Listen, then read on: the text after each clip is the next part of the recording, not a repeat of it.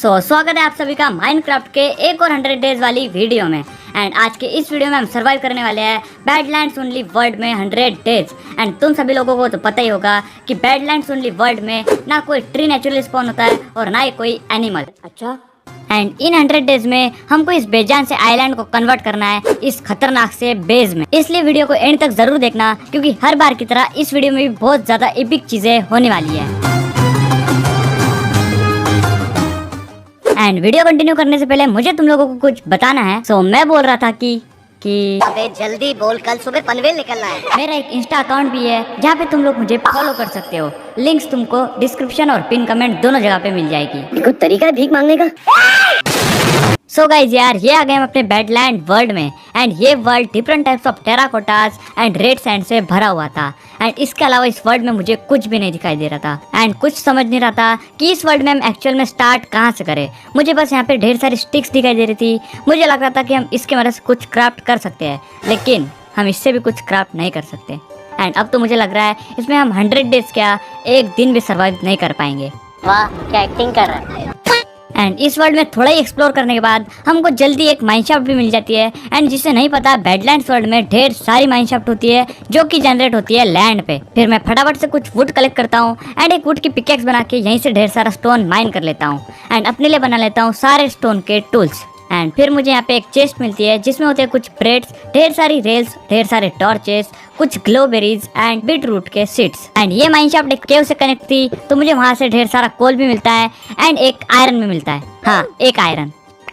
फिर मुझे एक और चेस्ट मिलती है जिसमें होता है एक आयरन की पिकैक्स, एक गोल्ड इंगट और कुछ मेलन सीड्स। वहाँ पे एक स्पाइडर स्पॉनर भी होता है जिसको मैं तोड़ देता हूँ, क्योंकि बिल्कुल रिस्क नहीं लेने का। एंड फिर मैं इस वर्ल्ड के सबसे पहले मॉब को मारता हूँ जो कि होती है एक मकड़ी। एंड इसके साथ नाइट हो जाती है, तो मैंने यहाँ से जितने भी स्ट्रिंग कलेक्ट किए थे उनकी मदद से मैं बनाता हूँ ढेर सारे वुल। एंड उन वुल की मदद से मैं बनाता हूँ अपने लिए एक बेड एंड फटाफट से अपना बेड लगा के सो जाता हूँ। एंड फिर केव से मिले हुए एक आयरन को स्मेल्ट करके मैं क्राफ्ट करता हूँ एक शील्ड। एंड फिर मुझे दिखती है इस वर्ल्ड की सबसे बेशकीमती चीज जो कि है डर्ट। तो मैं फटाफट से एक शवल क्राफ्ट करता हूँ एंड यहाँ से सारे डर्ट को कलेक्ट कर लेता हूँ, क्योंकि इस वर्ल्ड में डर्ट डायमंड से भी ज्यादा कीमती होती है। फिर मैं इस माइनशाफ्ट के लास्ट चेस्ट को लूटता हूँ एंड यहाँ से ढेर सारे ओर्स कलेक्ट करता हूँ। एंड अब चलते इस वर्ल्ड को एक्सप्लोर करने के लिए। तो सबसे पहले मुझे मिलता है एक रूइंड पोर्टल जहाँ से मिल जाता है मुझे एक ऑब्सिडियन एंड बाकी सब तो कचरा ही था। एंड थोड़े आगे जाके मुझे शुगर केन्स भी मिल जाते हैं, तो मैं उन्हें भी कलेक्ट कर लेता हूँ। एंड फिर मुझे एक और माइनशाफ्ट मिलती है जहाँ के चेस्ट में होते हैं 2 डायमंड एंड एक गोल्डन एप्पल। तो मैं फटाफट से अपने इस वर्ल्ड के फर्स्ट डायमंड को कलेक्ट करता हूँ एंड एक एक करके मैं ऐसी ढेर सारी माइनशाफ्ट्स को लूटता हूँ जहाँ से मुझे ढेर सारे डायमंड एंड ऐसी ओपी लूट मिलती है। एंड बीच में मुझे एक बड़ा सा लावा पुल मिलता है, तो मैं फटाफट से मिले हुए डायमंड्स की मदद से एक डायमंड की पिकेक्स क्राफ्ट करता हूँ एंड उस लावा को ऑब्सिडियन में कन्वर्ट करके यहाँ से कलेक्ट कर लेता हूँ ढेर सारे ऑब्सिडियन, जिसकी मदद से हम अपना नेदर पोर्टल बना सकेंगे। सो यहाँ से मैंने कुछ ज्यादा ही ऑब्सिडियन माइन कर लिए थे एंड एक लावा बकेट भी कलेक्ट कर लिया था। एंड फाइनली इस वर्ल्ड को एक्सप्लोर करते करते मैं एक ऐसी जगह पे पहुंच जाता हूँ जो अपना बेस बनाने के लिए बिल्कुल सही थी। ये एक बड़ा सा आइलैंड था जिसके चारों तरफ पानी था। फिर मैं यहाँ के थोड़े से एरिया को क्लियर करता हूँ एंड फिर अपना क्राफ्टिंग टेबल एंड बेड यहाँ पे लगा देता हूँ एंड फिर एक चेस्ट क्राफ्ट करके मैं उसमें अपना सारा कीमती सामान रख देता हूँ। एंड अब क्योंकि अपने पास लावा था तो हम एक कॉबलस्टोन जनरेटर बना सकते थे, लेकिन हमारे पास आयरन की कमी थी, कुछ ज्यादा ही कमी थी, इसलिए हम मिलावटी कॉबलस्टोन जनरेटर बनाते हैं जिसमें हम हॉपर की जगह कॉबलस्टोन लगा देते हैं। एंड जैसे तैसे हम अपना कॉबलस्टोन जनरेटर रेडी कर लेते हैं एंड फिर जाता हूँ मैं अपने लिए एक बड़ा सा फुट फार्म बनाने के लिए, क्योंकि अभी हमको जरूरत है फूड की। एंड इस बैडलैंड ओनली वर्ल्ड में फूड का 0% सोर्स है।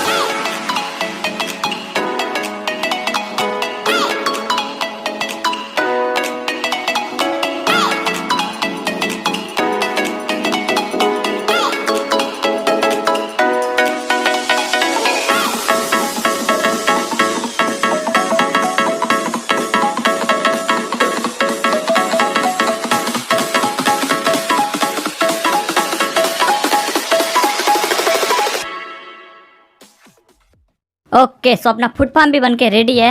एंड माइनशाफ्ट से मुझे जितने भी beetroot, pumpkin and melon seeds मिले थे उन सबको मैंने अपने फार्म पे प्लांट कर दिया था। एंड फाइनली कुछ दिनों के एफके के बाद अब अपने पास थोड़ा सा वेजिटेरियन खाना आ गया था। एंड अपने बेस के पास एक बड़ी सी केव भी थी, तो मैं निकल जाता उस केव में माइनिंग करने के लिए। एंड यहाँ पे मिलते मुझे ढेर सारे आयरन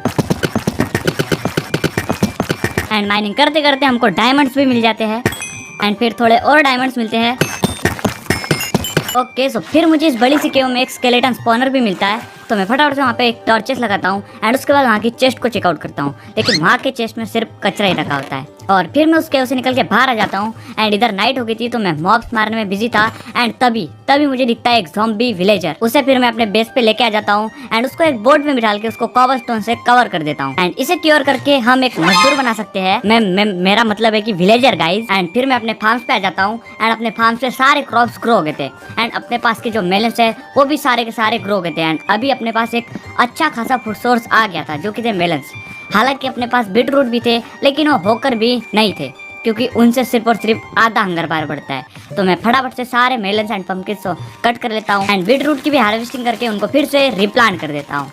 एंड अपने शुगर केन भी सारे ग्रो हो गए थे, तो मैं एक एक करके सारे शुगर केन को भी कट कर लेता हूँ एंड अभी अपने पास ढेर सारे शुगर केन्स भी है। माइनिंग करने की वजह से हमारे पास ढेर सारे रॉ आयरन थे जिनको हमने स्मेल्ट कर लिया था एंड अभी अपने पास ढेर सारा आयरन इंगट्स आ गया था, तो मैं फटाफट से अपने लिए एक आयरन का आर्मर बना लेता हूँ।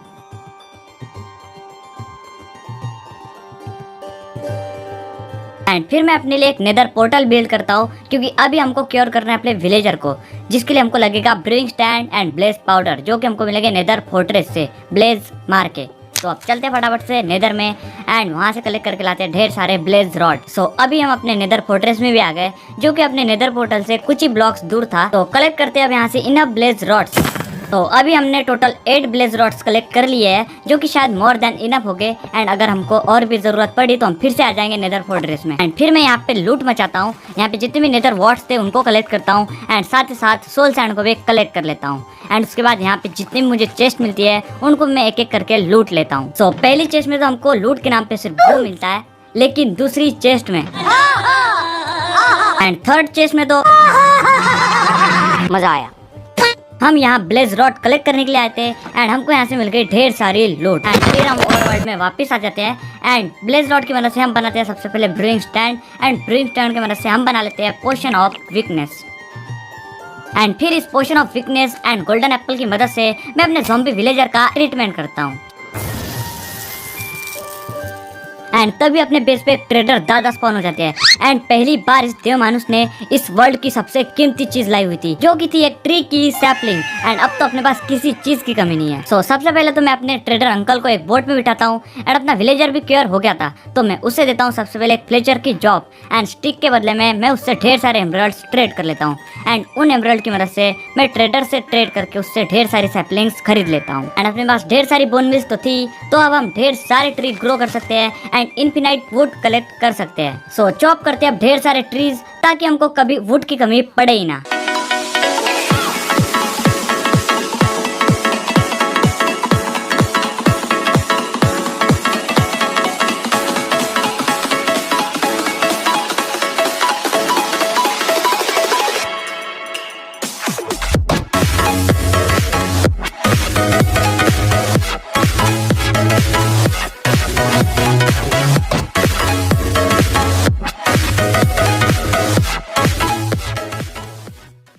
सो वुड कलेक्ट करते वक्त रात हो जाती है एंड मुझे अपने बेस पे अपने आइलैंड पे दूर ही एक ज़ॉम्बी विलेजर दिखाई देता है, तो मैं बहुत ज़्यादा खुश होकर उसके पास जाता हूँ क्योंकि उसे क्योर करने के बाद हमारे पास एक और विलेजर आ जाएगा। लेकिन जैसे ही मैं इस बंदे के पास पहुंचता हूँ ये बंदा डिस्पॉन हो जाता है एंड मैं इतने दूर था तब वो बंदा डिस्पॉन नहीं हुआ, लेकिन मैं जैसे इसके पास आया ये बंदा डिस्पॉन हो गया। लेकिन एक बार फिर से अपने पास वाली केव में एक ज़ॉम्बी विलेजर फिर से स्पॉन हो जाता है एंड जैसे मैं उसको लेने जाता हूँ मजाक बना के रख। पता नहीं ये सब क्या हो रहा था, लेकिन जैसे ही हमको कोई ज़ॉम्बी विलेजर मिल रहा था उसे कुछ ना कुछ हो जा रहा था। शायद उन्हें हमसे दोस्ती नहीं करनी थी, इसलिए मैं उस पूरी रात जागकर एक और ज़ॉम्बी विलेजर के स्पॉन होने का वेट करता हूँ, लेकिन कोई फायदा नहीं होता। इसलिए मैं अपना पूरा गुस्सा ट्री कट करके निकालता हूँ।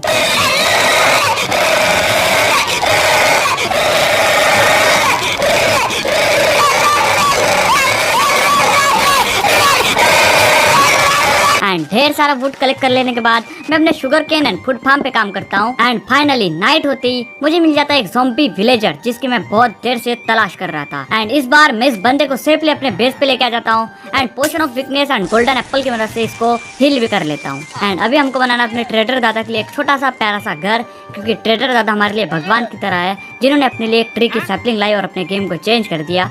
तो चलते हैं एंड बनाते हैं अपने ट्रेडर दादा के लिए एक छोटा सा घर।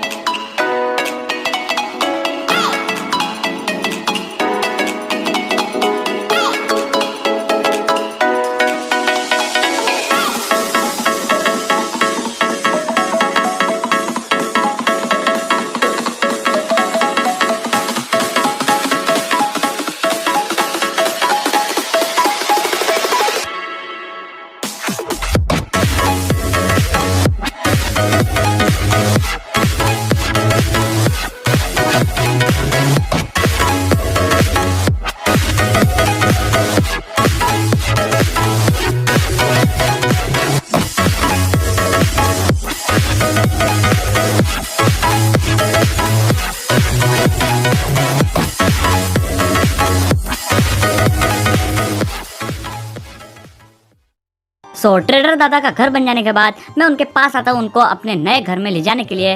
बट जैसे मैं वहाँ पे जाता हूँ वहाँ पर होती है सिर्फ खाली बोट। किसी ने तो उनका मर्डर कर दिया था, पता नहीं किसने, लेकिन अभी हमारे पास सिर्फ एक खाली बोट बची है। रेस्ट इन पीस ट्रेडर दादा। लेकिन मैंने उनके दोनों लैमास को उनके न्यू वाले बांध में पहुंचा दिया था। तो अपना सेकंड वाला ज़ॉम्बी विलेजर भी कन्वर्ट हो गया है विलेजर में एंड अब अपने पास हो गए 2 विलेजर, जिसकी मदद से हम ब्रीडिंग करवा के अनलिमिटेड विलेजर पा सकते हैं। फिर मैं अपने फार्म पे आ जाता हूँ एंड यहाँ पे अपने सारे मेलन्स, पंपकिन्स एंड बीटरूट ग्रो गए थे। मैं फटाफट से एक करके सारे क्रॉप्स को कलेक्ट कर लेता हूँ एंड उनको फिर से रिप्लांट कर देता हूँ। एंड उसके बाद मैं इतना निकल के आ जाता हूँ वाई लेवल -58 पे डायमंड माइनिंग करने के लिए। एंड अब कलेक्ट करते हैं यहाँ से ढेर सारे डायमंड। तो ये आ गए हम ढेर सारा डायमंड्स माइनिंग करके एंड इस बार हमने टोटल 44 डायमंड्स कलेक्ट करके लाए थे, जो कि बहुत ज़्यादा है। एंड अपने पास ऑलरेडी कुछ डायमंड्स पड़े थे, मतलब अब अपने पास है total 1 stack of diamonds. Sorry, 1 stack से ज़्यादा है। एंड अब क्योंकि अपने पास इतने सारे डायमंड्स आ ही गए हैं तो क्यों ना हम अपने लिए फुल सेट डायमंड का आर्मर क्राफ्ट कर ले। तो मैं फटाफट से एक करके फुल सेट डायमंड का आर्मर क्राफ्ट करता हूँ एंड अब हम कवर हो जाएंगे डायमंड आर्मर में, जो कि इस आयरन आर्मर से तो कई ज़्यादा अच्छा है। एंड साथ ही में मैं एक डायमंड की स्वॉर्ड भी क्राफ्ट कर लेता हूँ। एंड बेचारे हमारे दोनों विलेजर्स कैदियों की तरह 4 दीवार में बंद थे। वैसे तो ये कैदी है, मेरा मतलब है कि विलेजर्स है हमारे प्यारे विलेजर्स, लेकिन इनको ब्रीडिंग कराने के लिए हमको एक जगह पे लेके जाना पड़ेगा। इनके लिए बनाना पड़ेगा एक ट्रेडिंग हॉल, जहाँ पे रह सके, जहाँ पे काम कर सके, जिनकी मदद से हम ट्रेडिंग करके इनसे एमरल्ड ले सके।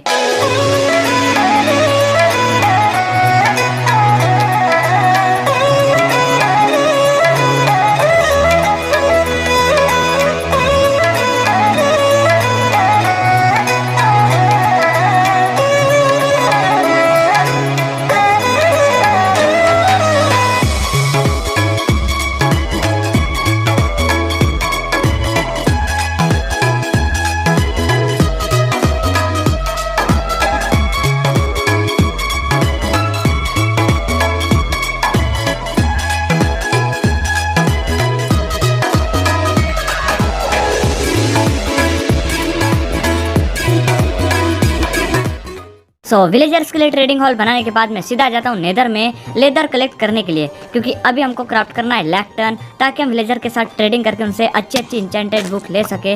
लेकिन अपने पूरे ओवरवर्ल्ड में कोई भी एनिमल स्पॉन नहीं होता है, इसलिए हम नेदर में आके हॉगलिन की मदद से लेदर कलेक्ट करेंगे।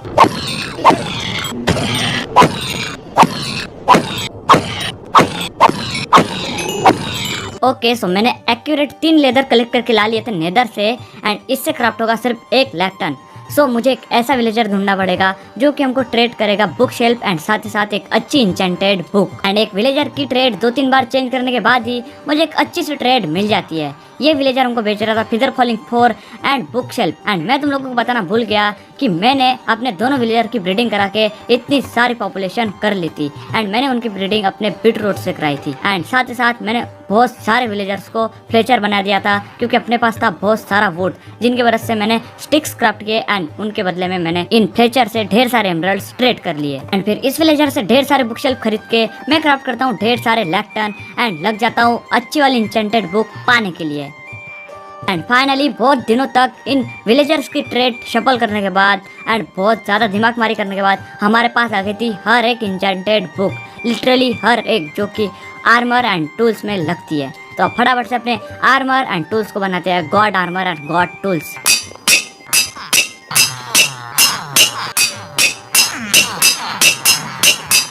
एंड ये हो गए थे हम बहुत ही ज्यादा ओवर पावर्ड इस इंचेंटेड डायमंड आर्मर में, जिसमें लगा है प्रोटेक्शन 4 एंड और भी ओपी ओपी इंचेंटमेंट्स। एंड अब मैं बनाता हूँ अपने आइलैंड पे एक बड़ा सा वॉच टावर, जहाँ से हम अपने पूरे आइलैंड पे नजर रखेंगे एंड इससे अपने आइलैंड की शोभा भी बढ़ जाएगी।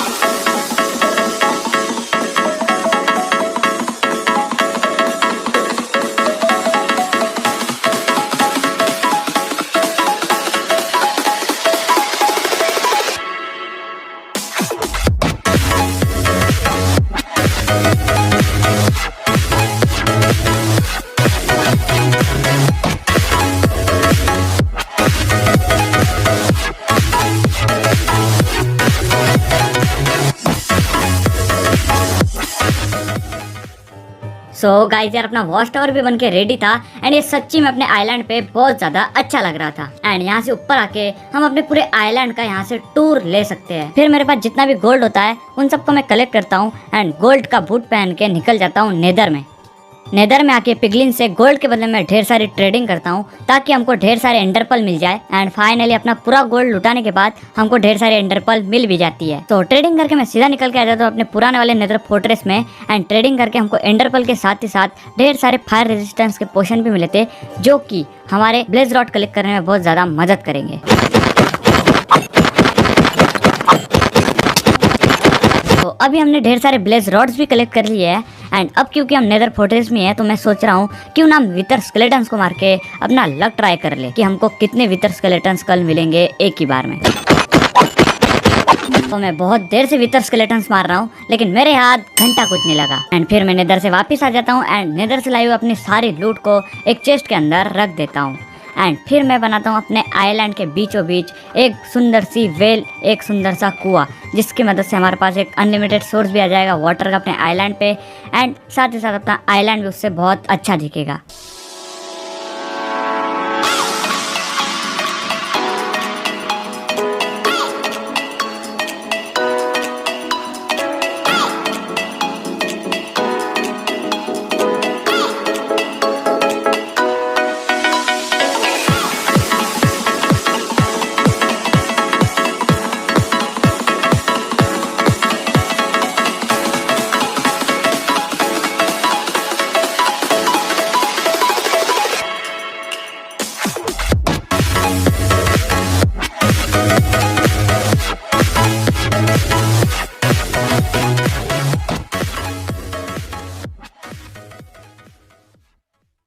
सो अपना पॉइंट बन जाने के बाद अपने वर्ल्ड में एक और ट्रेडर दादा स्पॉन हो जाते हैं, लेकिन रात होने की वजह से इनकी पड़ी पड़ी थी इसलिए इन्होंने कुछ तो नशे कर रखे थे जिसकी वजह से दिखाई नहीं दे रहे थे।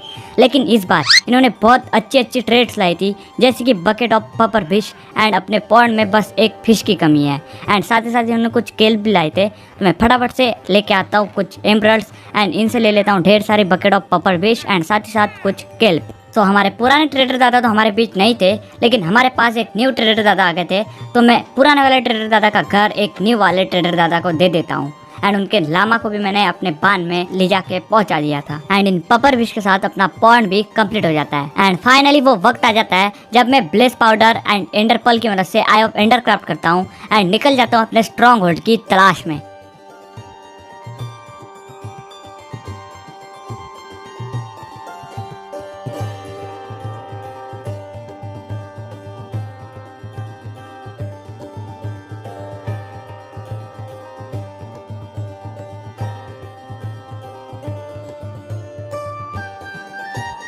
बहुत ज़्यादा ट्रैवल करने के बाद हम फाइनली अपने स्ट्रॉन्ग होल्ड में पहुंच ही जाते हैं। एंड ये स्ट्रॉन्ग होल्ड हमारे बेस से कुछ ज़्यादा ही दूर था, लेकिन थोड़ी देर में हमको हमारा एंड पोर्टल भी मिल जाता है, तो मैं फटाफट से उसको एक्टिवेट करता हूँ। लेकिन पोर्टल एक्टिवेट करते वक्त हमारी आई ऑफ एंडर कम पड़ जाती है, क्योंकि स्ट्रॉन्ग होल्ड की तलाश करते वक्त हमारी ढेर सारी आई ऑफ एंडर ब्रेक हो गई थी। लेकिन वो तो अच्छा हुआ था कि हमने साथ में अपने ब्लेज रॉड और एंडर पल भी लेके आया था, तो मैं फटाफट से बची हुई आई ऑफ एंडर को क्राफ्ट करता हूँ एंड फिर एंड पोर्टल को एक्टिवेट करके निकल जाता हूँ एंड में। एंड तुम लोग जस्ट इस एंड वर्ल्ड को देखो, क्या ही इपिक लग रहा था।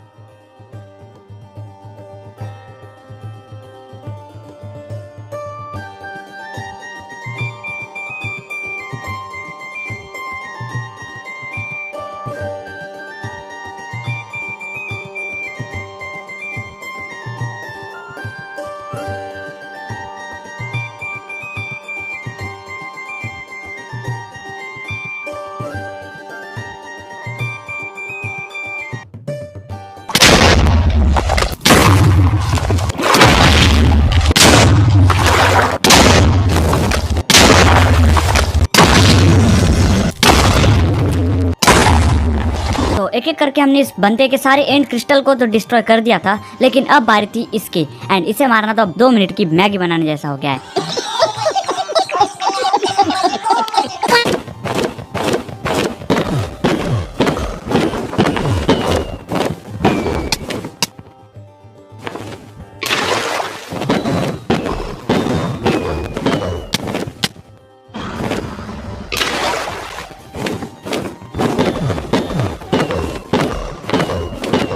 एंड ये गया हमारा एंडर ड्रैगन।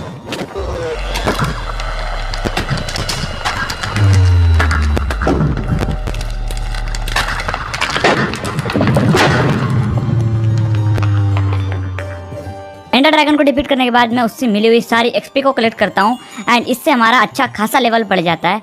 एंड फिर मैं एंडर ड्रैगन के एक को कलेक्ट करके वापस चले जाता हूँ अपने ओवर वर्ल्ड में। सो अभी तक हमने इस वर्ल्ड में 85 डेज सक्सेसफुली सर्वाइव कर लिए थे एंड हमने ऑलमोस्ट अपने सारे गोल्स को भी अचीव कर लिया था, लेकिन अभी भी अपना आइलैंड कंप्लीट नहीं था। अभी भी इसमें कुछ चीज़ें बाकी थी, जैसे कि हमारे विलेजर के लिए रहने के लिए जगह है, हमारे ट्रेडर दादा के लिए रहने के लिए जगह है, यहाँ तक कि उनके लैमास के लिए भी रहने के लिए जगह है, लेकिन अपने पास खुद का घर नहीं है। सो बचे हुए सारे डेज को मैं इन्वेस्ट कर देता हूँ अपने लिए एक अच्छा सा हाउस बिल्ड करने में एंड इस आइलैंड को और भी खूबसूरत बनाने में।